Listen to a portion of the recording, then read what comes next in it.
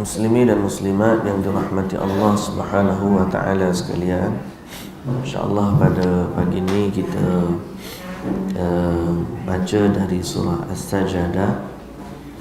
Kita ulang balik apa yang kita baca daripada ayat 23. Sebab nak baca dua ayat tu pendek sangat, bacalah banyak sikit kan. Walaupun kita ni nak habis dah terjemahan dan tadabbur kita kepada surah As-Sajdah. Itulah dari muka surat 417, dari surah yang ke-32, dari juzuk yang ke-21. Jadi kita baca bermula dari ayat ke-23 insyaAllah. A'udzu billahi minasy syaithanir rajim.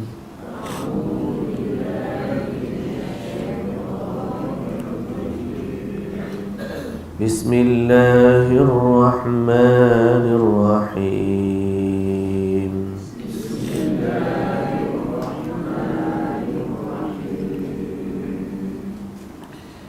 Walaqad atayna Musa al-kitaba fala takun fi miryatin min liqa'ih.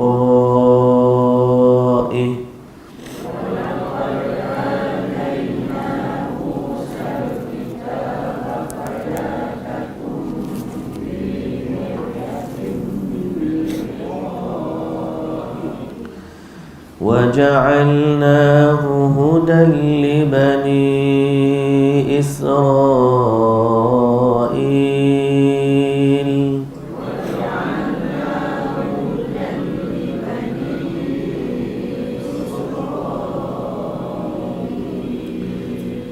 وَجَعَلْنَا مِنْهُمْ أَئِمَّةً يَهْدُونَ بِأَمْرِنَا لَمَّا صبروا وجعلنا منهم أئمة يهدون بأمرنا لما صبروا وكانوا بآياتنا يوقنون.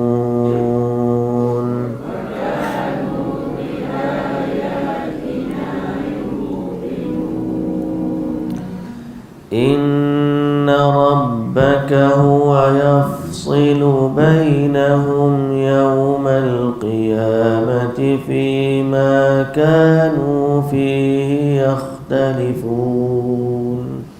إن ربك هو يفصل بينهم يوم القيامة فيما كانوا فيه يختلفون.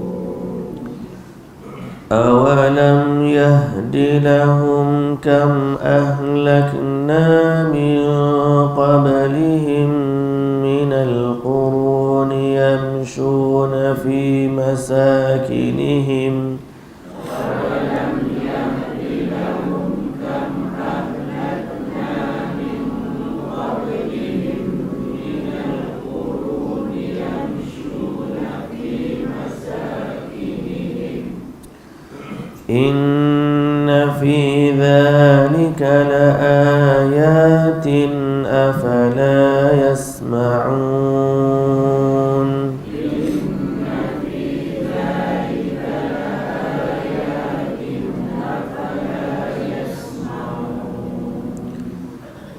أولم يروا أنا نسوق الماء إلى الأرض الجرز فنخرج به زرعا أولم يروا أنا نسوق الماء إلى الأرض الجرز فنخرج به زرعا تأكل منه أنعامهم وأنفسهم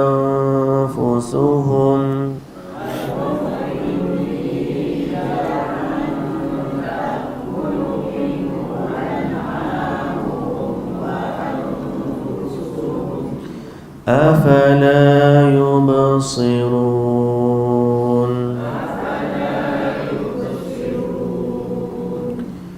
ويقولون متى هذا الفتح إن كنتم صادقين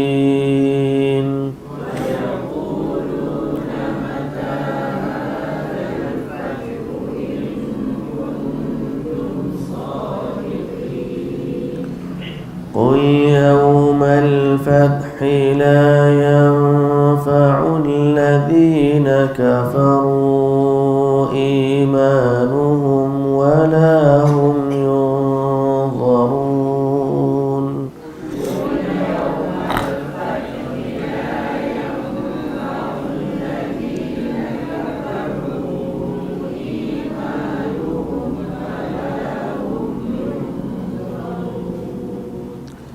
فأعرض عنهم وانتظر إنهم منتظرون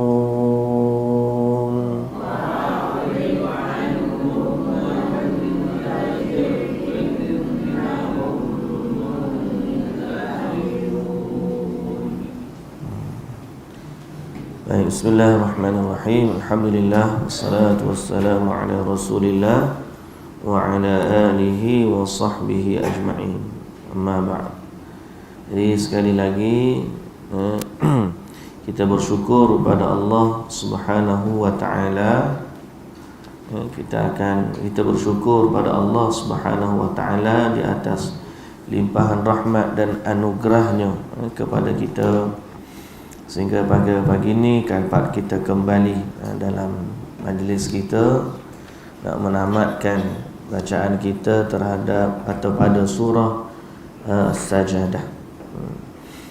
Muslimin dan muslimat yang dirahmati Allah, ayat yang kita nak baca dan nak tadabbur pada hari ini dua ayat je. Itulah ayat 28 3. Ayat 28, 29 dan 30.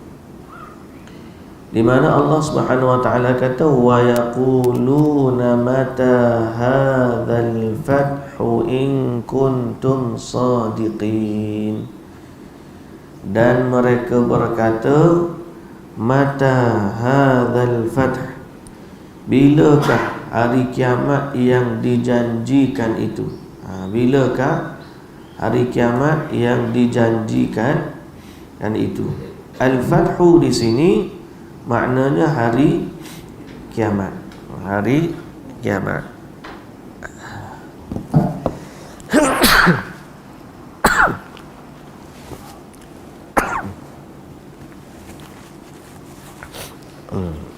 Alhamdulillah. Baik, hari kiamat. Ada orang yang sebut sebagai hari sini Al-Fathu, dianggap hari pembukaan kota Mekah. Sebahagian orang, bilakah hari pembukaan bicara itu, dia kata. Lalu dia teranggap hari pembukaan itu adalah hari pembukaan kota Mekah. Sebab pembukaan kota Mekah pun disebut sebagai Yaumul Fath, yakni Fathu Makkah. Tapi yang sebenarnya ialah Al-Fath ni salah satu daripada nama hari kiamat, bukan pembukaan kota Mekah. Sebab apa? Sebab kata Allah Subhanahu wa taala dalam ayat yang ke-29, Qul yawmal fathi la yanfa'u alladhina kafaru imanuhum wa la hum yunzarun. Katakanlah wahai Muhammad, tidak diketahui pada hari pembukaan bicara itu tidak ada gunanya lagi kepada orang-orang kafir yang hendak beriman. Maknanya bila berlakunya hari kiamat, orang yang nak beriman tak akan bermanfaat lagi iman mereka.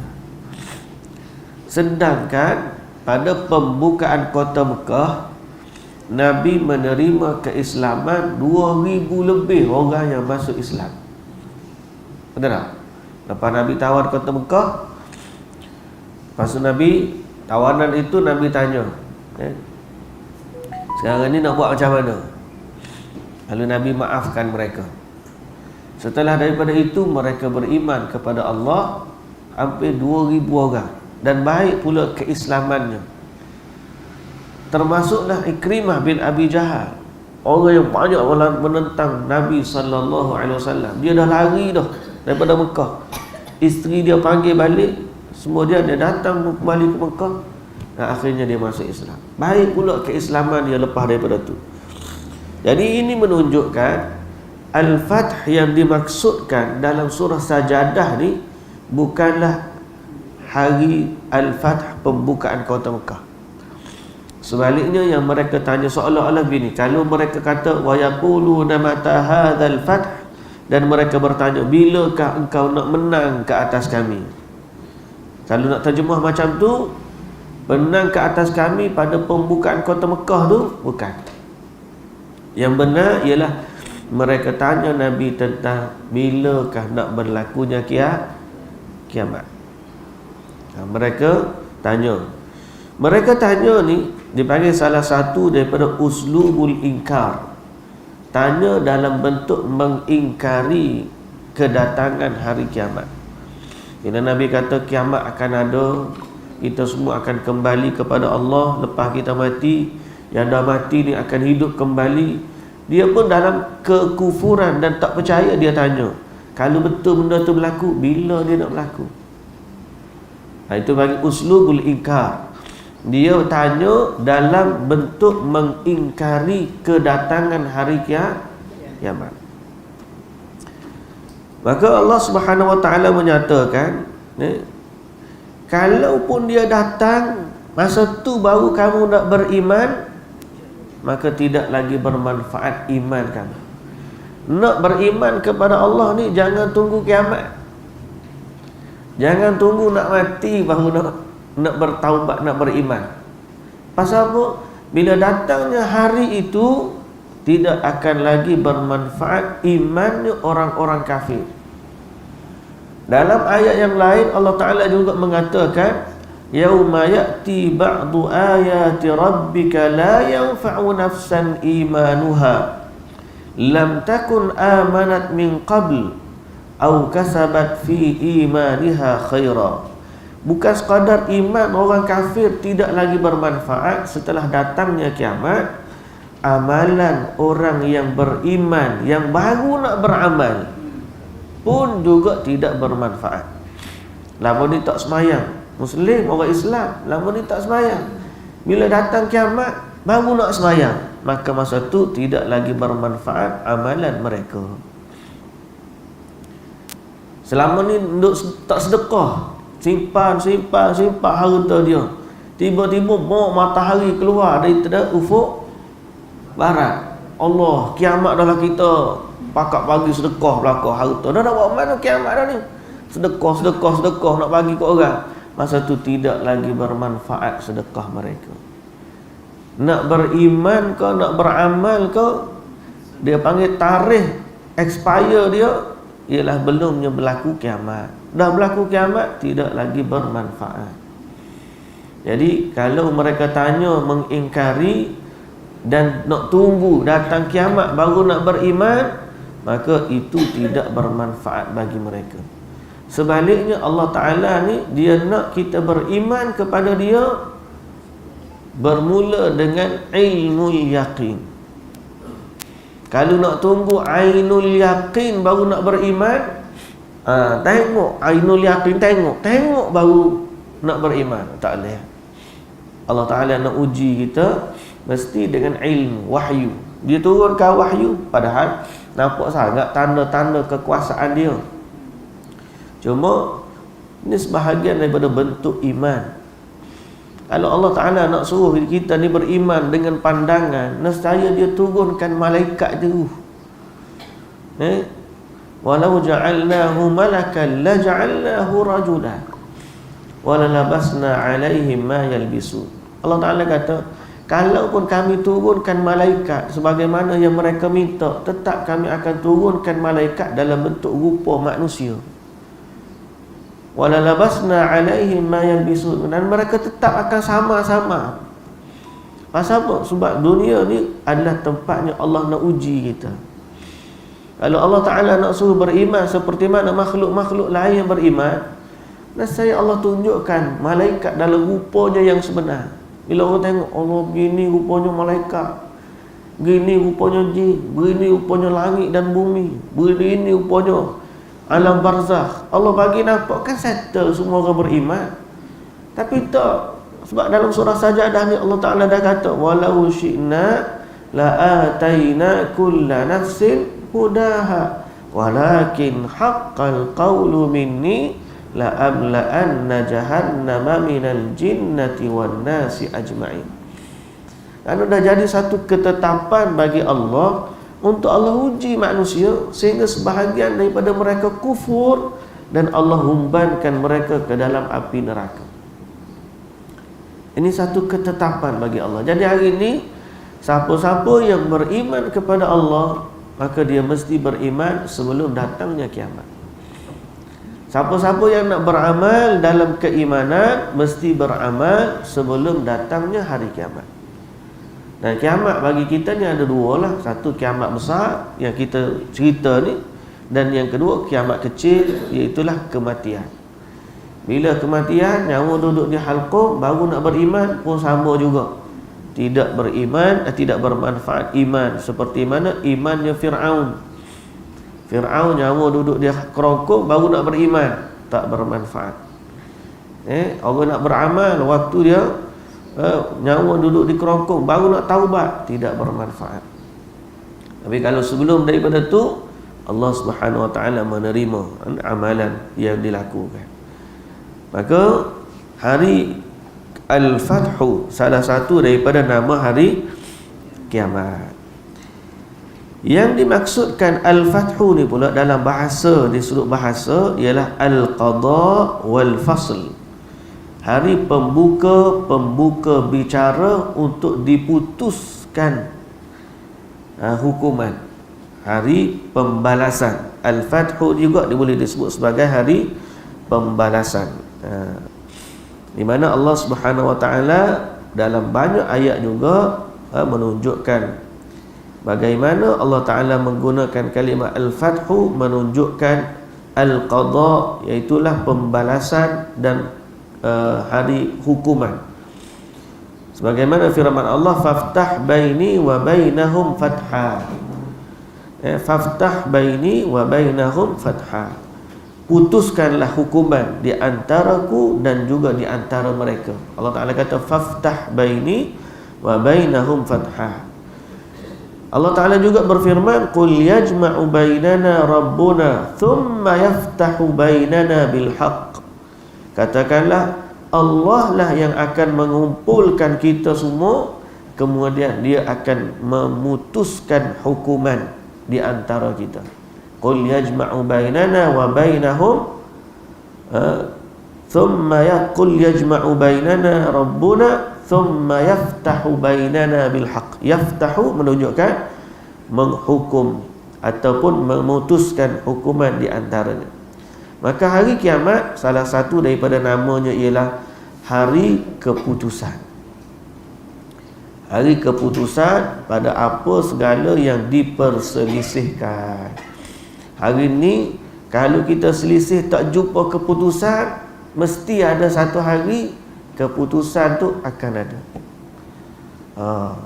Saya jumpa seorang wanita, dia kata dia ni kes mahkamah dengan suami dia ni dah berpuluh tahun, tak putus-putus lagi, gantung tak bertali. Panggil mahkamah tak pergi, nak kata nak lepas tak juga. Dia tunggu si isteri ni, isteri yang minta cerai. Asal apa? Adalah dia kata kalau dia yang ceraikan kena bayar apa ni, nafkah lah begini. Kalau isteri tu minta cerai, maka macam istilah khulu', isteri tu pula yang kena bayarnya dan sebagainya, tak kena bayar begini, macam-macam. Akhir sekali duk hanging di mahkamah bertahun-tahun. Dia kata, ustaz tolonglah doakan, ya betul biar selesai pun tak apa dah. Ada orang gitu. Nah, maka ramai. Itu baru satu kes hubungan suami isteri. Ada benda yang tak selesai. Ada orang antara dia dengan jiran dia, hukum bak tanah, bak kapal, bak harta, tak selesai berpuluh-puluh tahun. Ada orang makan harta anak yatim, ada orang makan harta pusaka anak beranak dia, tak selesai puluh-puluh tahun. Di kampung baru tu berapa generasi dah tak selesai-selesai. Bila hari keputusan? Tak tahu. Kalau tanya anak manusia, tak tahu. Tapi di sisi Allah, ada satu hari Allah namakan dia sebagai Yaumul Fath, hari keputusan. Hari keputusan. Pada hari tersebut, segala yang tak selesai di dunia akan selesai hari itu. Dah kata dunia ni berapa tahun pending? Dah kat berbelah-belah tahun dah kata contohnya. Kalau belah tahun nak banding hari akhirat, satu hari dia 1000 tahun. Tunggulah nak selesai macam mana. Pada mahsyar, lagilah pada mahsyar 50,000 tahun. Nak selesai kutip habis orang tu, tanya pula persaksian habis. Masa itulah boleh jumpa balik dengan tok nenek dulu. Ya kau tok bagi dah ke dia, ya kau ni gini. Tak balik macam mana. Hari tu hari keputusan. Jadi hari inilah yang kita, bila kita beriman dengan hari tersebut, kita tak berani buat benda yang hanging. Baiklah kita, Nabi SAW kata, man kanat li akhihi mazlamah falyatahallal minhu al-yawm. Siapa yang ada pada saudaranya benda kezaliman, maka hendaklah dia menghalalkannya atau selesaikannya dia sekarang, sebelum sampai tibanya hari keputusan nanti yang tidak ada lagi balasan dinar dan dirham, melainkan itulah amalan-amalan kita. Itu yang dinamakan Yaumul Fath, hari keputusan. Qul yaumal fathi la yanfa'u alladhina kafaru imanuhum wa la hum yunzarun. Maka pada hari tersebut, kalau mereka nak beriman, tidak berguna lagi kepada orang-orang kafir. Kiranya mereka hendak beriman, dan mereka pula tidak akan diberi tangguh, tidak akan diberi tempoh. Wala hum yunzarun. Mana mereka minta, boleh tak cuk dulu sebentar, tahan dulu, supaya tidak diadili ke atau tidak dihukumi ke. Kata Allah Subhanahu Wa Taala, hari itu hari buat keputusan, hari itulah juga Allah Taala akan hukum mereka. Wala hum yunzarun fa'arid anhum. Maka Allah Subhanahu Wa Taala kata, wahai Muhammad, fa'arid anhum, berpalinglah dari mereka. Manakala mereka duk tanya tak beriman juga, biarlah, nak kata lagu mana. Fa'arid anhum, berpalinglah dari mereka. Wantazir, kemudian kita tunggu je lah. Dah bagi tahu dah. Lepas bagi tahu mereka tetap juga tidak beriman, maka iyalah, nak kata lagu mana. Kita tunggu je lah. Fa'arid anhum mantazir, kita tunggu. Kalau kamu percaya, kamu tak percaya, aku percaya. Habis tu kita tunggu. Tunggu bila? Tunggu hari itu. Maka sampai hari tersebut berlaku, bertemulah kita di hadapan Allah. Kalau orang tak percaya tu, maka menyesallah dia. Orang yang beriman, selamatlah dia. Fa'arid anhum wantazir innahum muntazirun. Wantazir fa innallaha sayunjizu laka ma wa'adak. Tunggulah wahai Muhammad, kerana Allah Ta'ala pasti akan mendatangkan apa yang dia janjikan kepada kamu. Pasti Allah tunaikan apa yang dia janjikan kepada kamu. Dan pasti Allah Ta'ala akan menangkan kamu ke atas orang yang memusuhi kamu. Kerana sesungguhnya bukan sekadar panggil janji biasa, Allah tidak pernah memungkiri janji. Fa'arid anhum muntazir innahum muntazirun. Kamu tunggulah, mereka juga menunggu. Iaitu wasatara anta aqibata sabrik alaihim, engkau akan menunggu, mereka akan menunggu. Engkau menunggu hari kemenangan dan mereka menunggu hari seksaan dan pembalasan. Jadi ujung sekali Allah Ta'ala kata, siapa yang tak beriman maka tak ada apa bagi kamu. Kamu tunggulah. Dia tak beriman, itu bukan lagi satu celaan bagi Nabi sallallahu alaihi wasallam. Jadi muslimin dan muslimat yang dirahmati Allah Subhanahu wa taala, dalam masa menunggu hari kiamat ni lah manusia hari ni, kalau kita yakin kedatangan hari kiamat, kita menunggu kedatangannya dengan melakukan amal-amal kebaikan sebagaimana yang diperintahkan oleh Allah Subhanahu wa taala. Ada satu isu dalam bab ni, dalam duk tunggu kiamat ni, maka ramailah orang ni berteori. Sifat tunggu kiamat ni semua orang tunggulah, termasuk yang beriman. Orang tak beriman dia tunggu dalam ketidakpercayaan. Kita tunggu dalam bentuk kembali kepada Allah. Mereka orang kafir sebahagiannya percaya juga end of the world, bumi ni hancur. Lepas hancur tu gimana? Hancur lah, tak ada dah, kehidupan ni habis, macam tu je. Kita percaya lepas bumi ni hancur, kita akan kembali kepada Allah. Tapi yang nak sebutnya pagi ni ialah tentang berteorinya manusia, tentang berteorinya manusia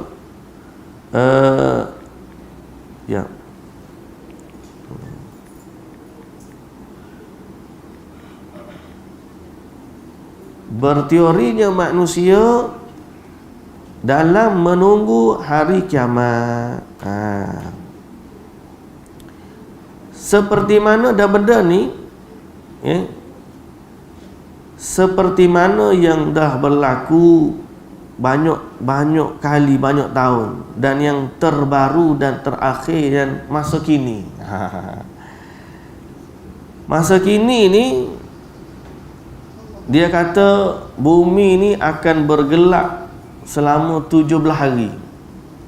Ni berlaku pada tahun 2024 ni kita ni, dan berlaku pada bulan Januari.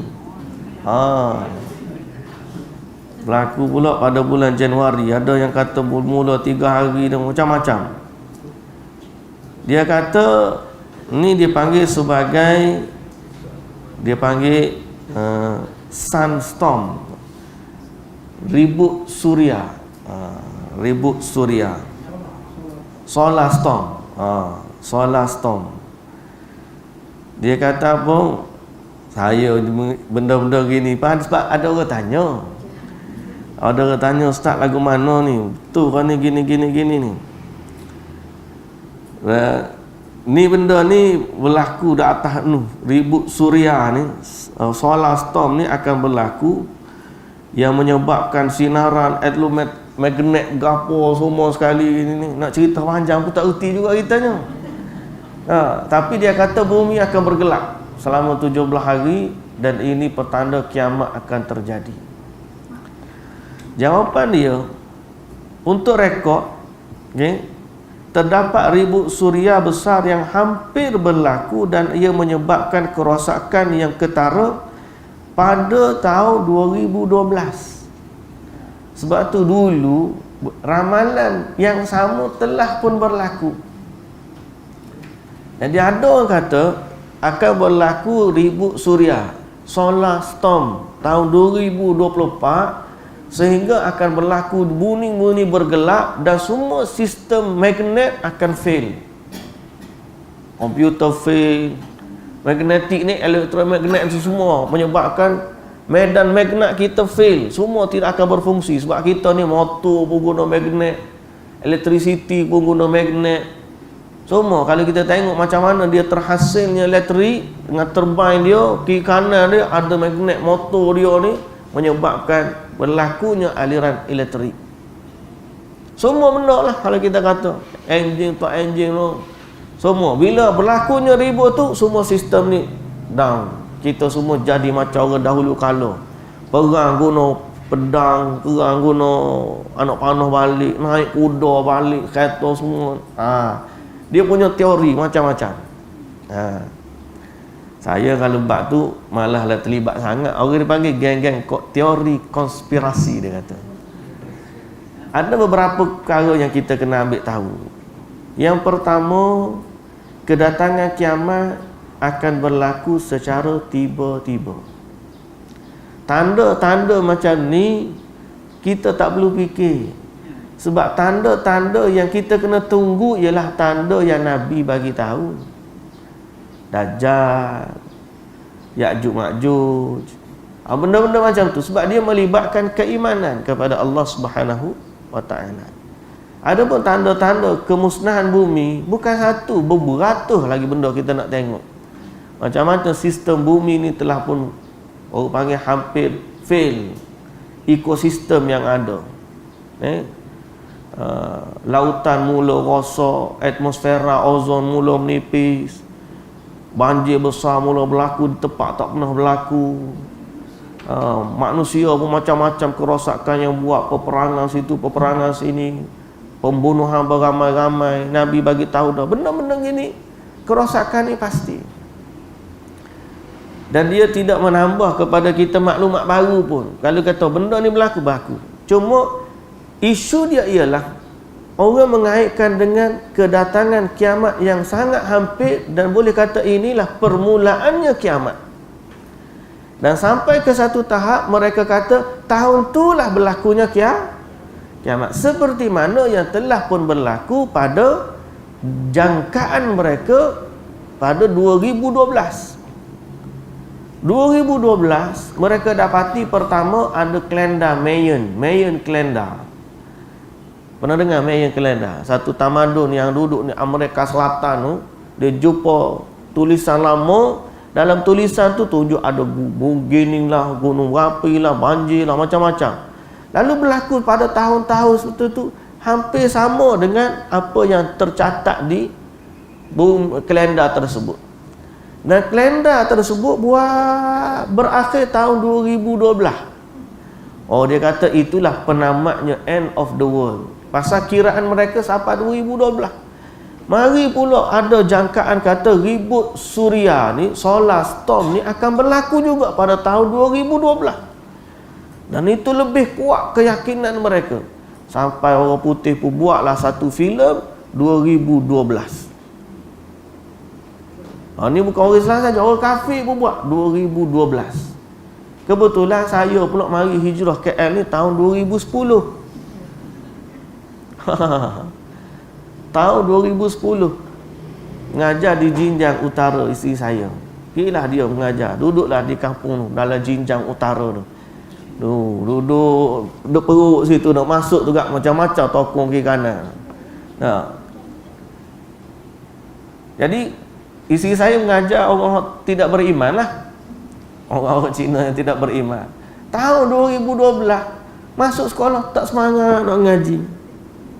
Cikgu tanya, apa awak tak semangat ngaji? Cikgu tak usah belajar lah, tahun ni berlaku kiamat dah cikgu. Budak-budak kan. Ini cerita betul ni, bukan cerita main-main. Ada orang percaya dah tahun tu sudah digambarkan betapa itu adalah tahun berlakunya kiamat.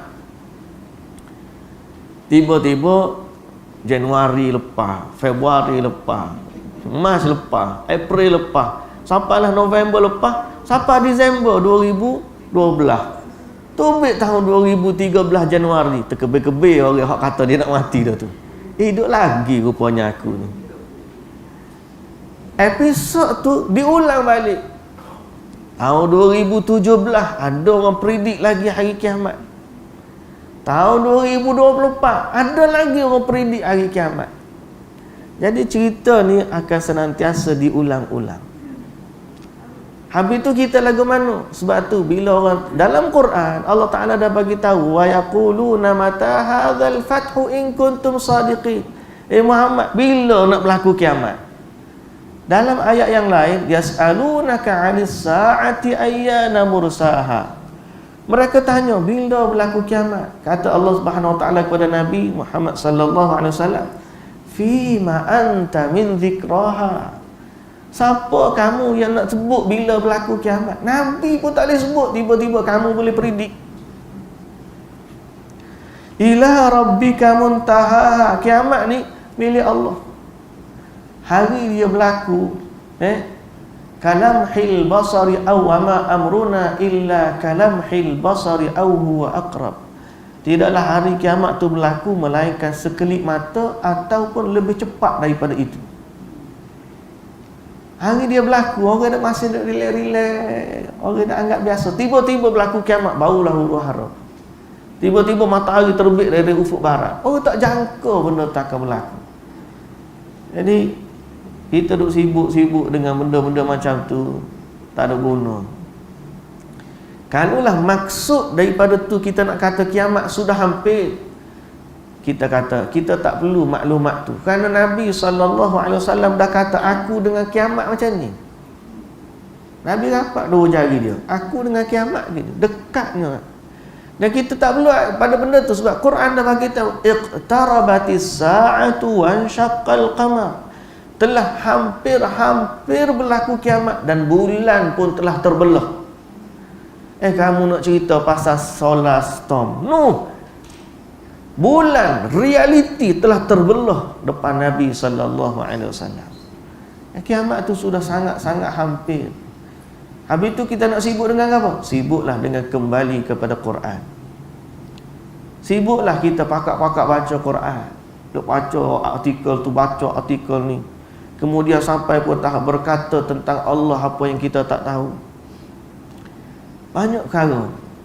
Lah ni orang minat benda-benda ni, panggil geng-geng teori. Teori vaksin, tak vaksin, keluarlah teori dia begini. Hari ni berlaku kiamat tu. Hari ni keluarlah akan berlaku solar storm. Kiamat gini. Teori dia. Dekat dengan Jordan ada anak raja keturunan Nabi. Sebab Hashimid Kingdom di Jordan. Kerajaan Jordan tu memang kerajaan keturunan Rasulullah sallallahu alaihi wasallam. Dia daripada Syarif Hussein yang memberontak kepada Turki Uthmaniyah dulu. Kemudian bila Turki jatuh, orang penjajah bagi kepada orang Arab lah masa tu. Dia jadi raja di Jordan. Lepas tu tuan-tuan tengok kalau bendera orang Arab ni lebih kurang sama je. Warna dia hijau, merah, putih, lepas hitam. Ada 4 warna. Bendera dia pun boleh berkurang, cuma ada bintang, ada la ilaha illallah, ada tu, ada kosong. Bendera Arab ni lebih kurang sama. Pasal apa? Sebab itu adalah benderanya revolusi Arab untuk memberontak kepada kerajaan Turki Uthmaniyah. Kita duk kata Saudi berontak, Saudi dah geng-geng orang Arab tu dia memberontak kepada, bukti dia bendera mereka hampir sama. Bendera mereka hampir sama. Perhatilah dia tengok. Jadi ada satu raja di Jordan, dia daripada keturunan Syarif, keturunan Nabi. Ada pula anak dia, jadi begini, muka pula handsome sikit, gini. Kebetulan tahun lepas umur dia 40 tahun. Inilah dia Imam Mahdi pula. Pakak nak pergi baik Imam Mahdi pula di sana lagi. Lah ni umur dia dah 41, masuk tahun 2024 dah ni. Tak mengaku lagi Imam Mahdi. Dia kata sebab Imam Mahdi akan mengaku waktu umur dia 40 tahun. Kawan ni lepas dah ni umur dia 40 tahun ni tak mengaku lagi. Mana cerita? Macam-macam. Allahul Musta'an. Allahul Musta'an. Jangan tertipulah dengan syaitan. Kadang-kadang dia datang pada kita mari benda-benda gini menyebabkan kita sibuk daripada persiapan sebenar hari kiamat. Solar storm ni, kalau untuk makluman tuan-tuan, dia orang panggil dia sebahagian daripada rutinnya matahari. Rutin matahari. Dia berlaku bukan sekarang ni je. 2012 berlaku, pada abad yang dulu pernah berlaku, direkodkan pada tahun 1859 dah berlaku. Okay?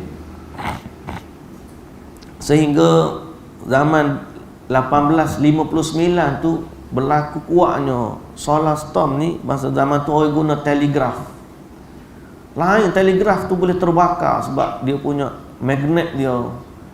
Orang panggil berlakunya gangguan terhadap sistem magnet, sehingga lain telegraf tu terbakar dengan sendirinya.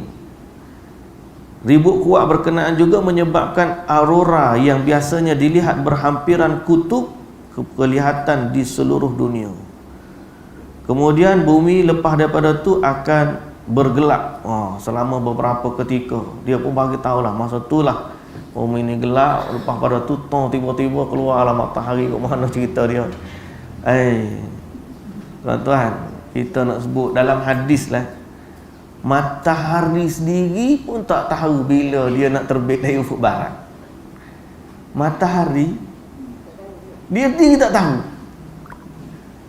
Matahari sendiri bila dia nak terbit daripada ufuk barat, dia tak tahu.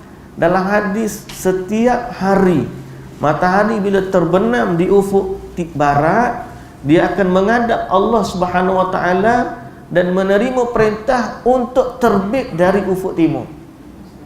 Dia pun tak tahu. Setiap hari dia menghadap Allah bila nak terbit barat, dari timur. Sehingga satu hari dia menghadap Allah Taala kata terbit dari ufuk barat.